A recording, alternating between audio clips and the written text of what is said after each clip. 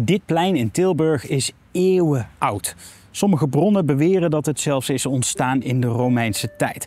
Maar ja, het is en blijft een simpel plein. Niks bijzonders eigenlijk. Totdat je gaat kijken naar de vorm. Een driehoek. En die vorm vind je eigenlijk nergens anders in Nederland. En geloof me, dan wordt het ineens wel bijzonder. Ik verwacht dat jij in jouw woonplaats ook minimaal één plein hebt. Een markt, een brink of een meent bijvoorbeeld. En daaromheen is jouw dorp of stad vaak uitgebouwd. Soms al in de middeleeuwen. Maar hoe ontstaat zo'n stad eigenlijk? En wat is er nou zo bijzonder aan deze heel oude driehoekige pleinen in een relatief jonge stad als Tilburg? Vandaag duiken we samen met onderzoeksplatform Woeste Grond in de bijzondere geschiedenis van de hertgang, heerlijkheid en heel veel schapen.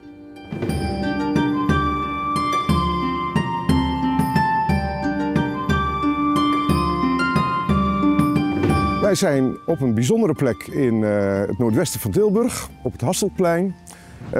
Prachtig pleintje, wat je denkt, oh, we staan hier midden in een dorpje. Nou, het is ook bijna waar, zal ik maar zeggen. Hè? Ja, zo voelt het wel. Tenminste vanuit vroeger.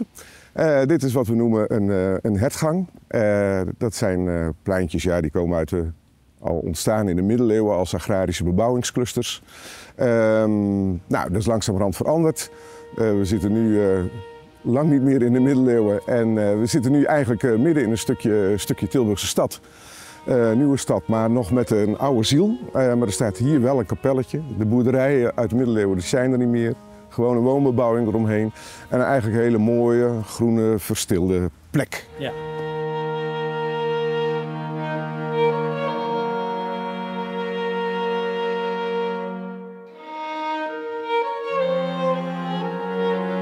De meeste steden in Nederland zijn gevormd vanuit een dorp of een brug bij een rivier, een samenkomst van rivieren. Maar Tilburg is gevormd uit meerdere dorpjes, meerdere gehuchten, hertgangen genaamd. En dat is echt uniek voor het Tilburgse karakter. En een hertgang, om even een beeld te geven, dat is een driehoekig plein met meerdere hoeves, boerderijen eromheen. Waar in het midden op het driehoekige plein, en een plein moet je niet denken aan een verhard plein, meer gewoon een grasveld, waar schapen aan het grazen waren. In de middeleeuwen had je eigenlijk een heel netwerk van dit soort pleintjes die verbonden waren door lange lijnen, oude landwegen. En dat was eigenlijk wat later Tilburg is geworden. En deze pleintjes, agrarische nederzettingen, dit waren de plekken waar 's avonds het vee naar binnen werd gedreven, zodat het beschermd en onder toezicht was. En de volgende ochtend ging de boer of de herder, of hoe je wilde noemen, weer met het spul naar buiten toe.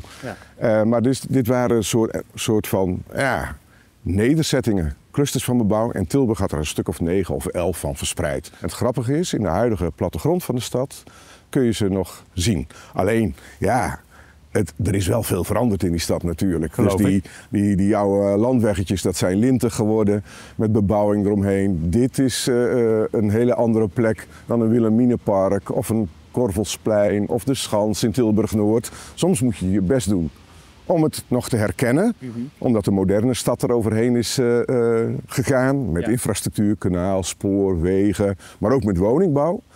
Een grote ringbaan om de stad heen, waar de meeste pleintjes binnen liggen, maar een paar vallen er buiten. En deze valt er buiten. Ja.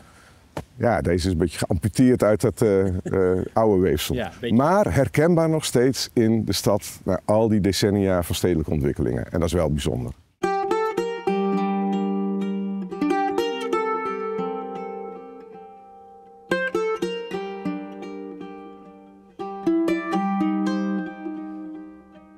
Het is niet uniek in Brabant, er zijn meerdere hertgangen.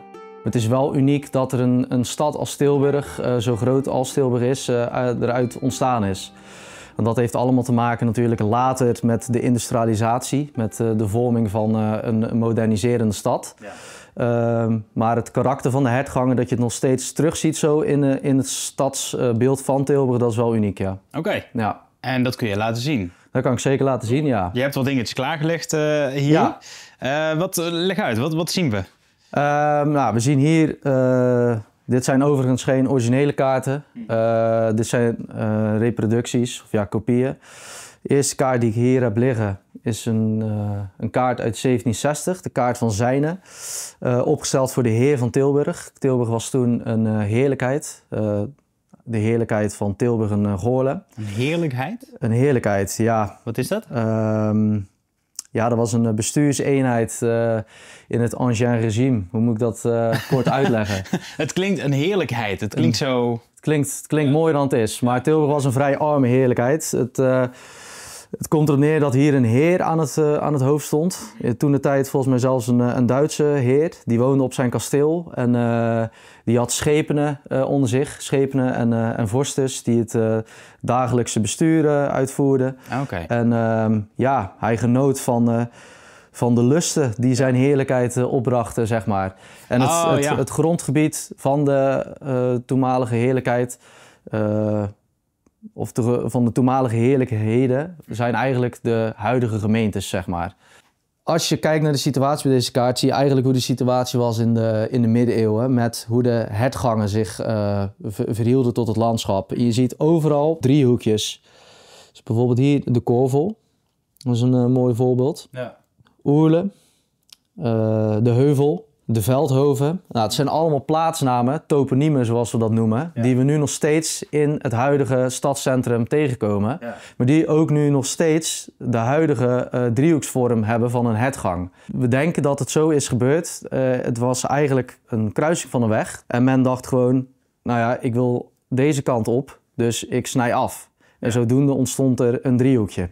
Zoals de herkenbare olifantenpaadjes. Het is eigenlijk, we denken dat het gekomen is door een olifantenpaadje. Ja, de middeleeuwse olifantenpaadjes. Ja, precies. En wellicht zijn ze veel ouder, volgen ze een Romeins pad, maar dat durven we niet te zeggen. Maar waarom heet het een hertgang? Met een D? Ja, je kunt meerdere antwoorden vinden. Het is maar wat je wil. Een paar antwoorden zijn heel simpel, gefocust op de schapen die grazen op het driehoekige veld. De gang van de herder.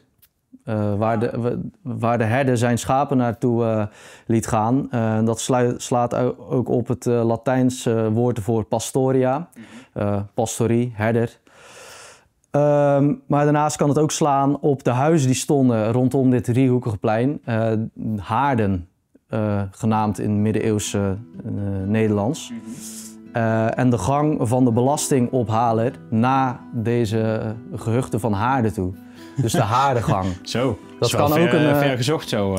Ja, dat kan ook een verklaring zijn. Alleen de antwoorden liggen beklonken in het verleden. Ja, dat is lastig achterhalen natuurlijk. Maar ja, het kan ook allebei waar zijn natuurlijk.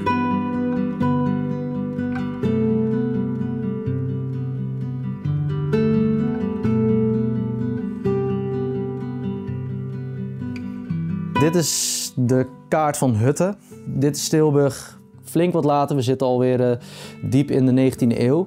En hier zie je diezelfde hertgangen echt goed terugkomen. Die driehoekjes. Ja. Dus hier weer Korvel, de Rijt, Veldhoven. Met echt die bebouwing aan elkaar. En je ziet ook wel echt nu dat die bebouwing elkaar aan het raken is. Dit is een paar jaar nadat de stoommachine zijn intrede heeft gedaan. En we zitten hier echt aan de start van de industrialisatie van Tilburg. Die hier redelijk goed gevierd is, zeg maar. Ja, zeker. Want de kaart zoals je het nu hier ziet, zal over 100 jaar totaal anders eruit zien. Ja. En Den Bosch en Breda, dat zijn vestingsteden. Ja, dat is totaal anders. Maar dus ook een Utrecht en een Groningen, een Leeuwarden, dat zijn allemaal... Ja, daar moet je het echt bij het water zoeken. Ja. Dat is ook wat je waarschijnlijk op de middelbare school geleerd hebt. Hoe ontstaat een middeleeuwse stad? Ja, dat is in Tilburg niet zo. Nee. Er is een hele lange periode, zeker in de heerlijkheidsperiode, gewoon een verzameling van gehuchten geweest. Die wel samen dus een economische eenheid hadden, dus wolproductie voornamelijk, landbouwproductie, ook een bestuurlijke eenheid hadden. Dus ze vormden samen een schepenbank, maar ze waren los van elkaar. Tussen die gehuchten in was er woeste grond, zoals je het zou noemen, gemijnd, gemeenschappelijke grond die je kon gebruiken om schapen bijvoorbeeld op te laten grazen. Ja. En bos. Op dit moment was Tilburg ook wel landelijk het wolcentrum, wolproducerende centrum van Nederland. Als je er zo over nadenkt, kijk, die wol die komt ergens vandaan. Ja. Is er dan een relatie tussen de hertgangen waar schapen en dergelijke en uiteindelijk die wolproductie? Ja, zeker. Er is veel, dus we doen er iets mee? Ja, dat is een hele goede opmerking. Ik heb het al eerder aangestipt dat in de heerlijkheid hadden de hertgangen een economische functie. Er werd natuurlijk landbouw bedreven, maar ook wolproductie. Omdat de schapen werden op dat driehoekige plein samen gedreven om te grazen. En die wol werd daar geproduceerd. Dus ja. Dus eigenlijk is wat wij hier zien, als je het bewezen is het waarschijnlijk nooit, maar wat we hier zien met de hertgangen, dat is de soort van geboortegrond van uiteindelijk de textielstad die Tilburg geworden is. Ja, absoluut. En mensen produceerden ook hele lange tijd thuis. Ze hadden heel lang thuis dat is natuurlijk een proces wat geleidelijk gaat. Maar mensen hadden uiteindelijk thuis ook een weefgetouw staan. Een nijverheidproductie noemen we dat. En daarmee konden ze ook bijvoorbeeld klappen aan die de economie ooit ondervond, zeg maar. Dus als fabriek het niet meer konden, gingen ze thuis verder? Nou ja, in een periode dat er zelfs geen fabriek was, dan hadden ze nog een eigen stukje grond. En dat had als gevolg dat er een cultuur ontstond van lage lonen.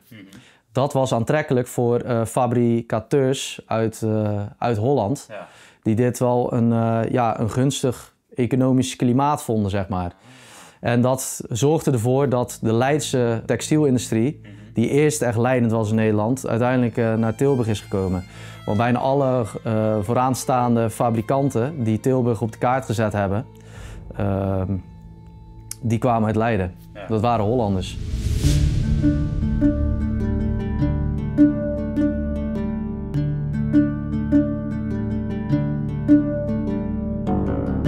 Boven de rivieren, of überhaupt in Limburg bijvoorbeeld, vind je ze niet? Nee, dat is typisch voor deze streek. Dat heeft te maken denk ik met de ondergrond. Je had wat nattere delen, die waren goed voor het vee. Drogere delen, daar kon je wat spul op verbouwen. Kon je later dan weer gaan eten. Het was vooral zelfvoorzienend. En dan heb ik het over heel lang geleden natuurlijk. Maar ja, het kwam eigenlijk een nieuwe stad over die oude spinnenweb van linten en dit soort hertgangen heen. En ze zijn blijven bestaan, nog herkenbaar. En er zijn ook plekken waar ze vast uitgeveegd zijn. Er zijn in Tilburg ook wel een paar verloren gegaan of niet meer herkenbaar. Omdat er een dikke weg overheen moest, dat soort dingen. Maar een paar, die herkennen we nog en nog steeds in de plattegrond van de stad herkenbaar. En belangrijk, want ze vertegenwoordigen wel ziel van de stad. Het is zeker een uniek gegeven, de hertgangen. En wat ik altijd uniek vind als ik fiets in Tilburg, ik heb jarenlang aan het Korvelplein gewoond, dat het nog steeds dat karakter heeft van die driehoek. En dat er zoveel nog zijn in Tilburg.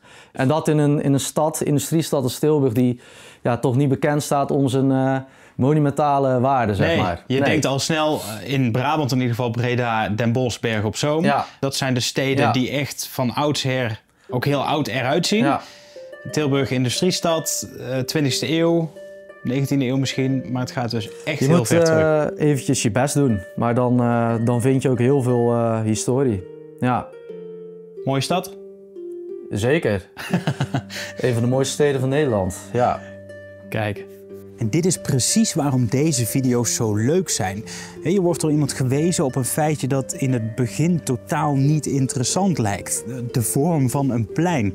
Maar wanneer je erin gaat duiken, komt er een fascinerende wereld naar boven. En krijgen we steeds meer te weten waarom Nederland is zoals het is. Weet je dat ook weer? Wil je nou nog meer lezen over dit onderwerp? Check dan even woestegrond.org.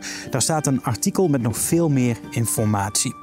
Ik kon in Tilburg komen dankzij Oostendorp Autogroep. Dank daarvoor en dank ook aan jou als jij lid bent geworden via weetjedatokweer.nl. Dan staat jouw naam nu in beeld. Enorm bedankt voor het kijken en ik zie je graag in de volgende.